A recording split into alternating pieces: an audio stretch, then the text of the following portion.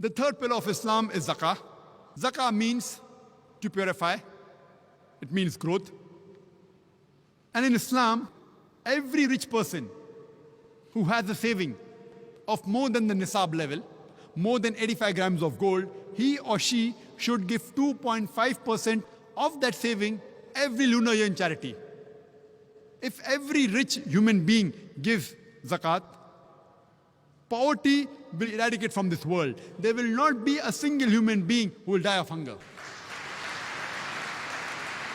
As mentioned in the Quran in Surah Al-Hashr, chapter 59, verse number 7, that zakat had been prescribed so that it prevents the wealth from circulating amongst the rich.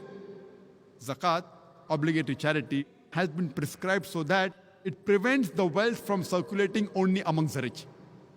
And the same guidance is given in 1 Peter, chapter number 4, verse number 8, that give fervent charity.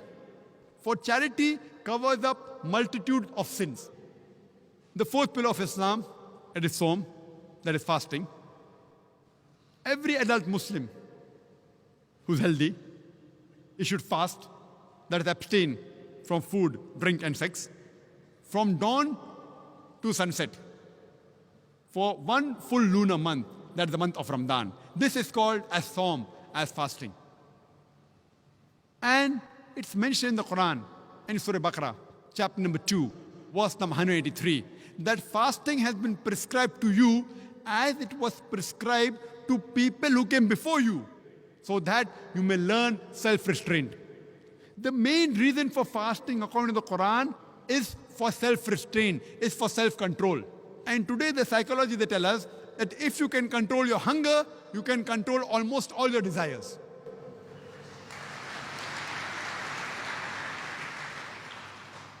And there are various benefits of fasting, medical benefits, other benefits. You can give a talk only on benefits of fasting. For example, today medical science tells us that if you fast the way Islam prescribes for one full lunar month, it increases the intestinal absorption. It even reduces the cholesterol level. If you can abstain from smoking from dawn to dusk, very well, you can abstain from smoking from the cradle to the grave. If you can abstain from drinking alcohol from dawn to dusk, very well, you can abstain from drinking alcohol from the cradle to the grave. It gives us an opportunity to inculcate in us the habits which are good and abstain from those habits which are wrong. Fasting is also prescribed in the Bible, in the Gospel of Mark, chapter number 9, verse number 29, as well as the Gospel of Matthew, chapter number 17, verse number 21. Even the Bible prescribes fasting.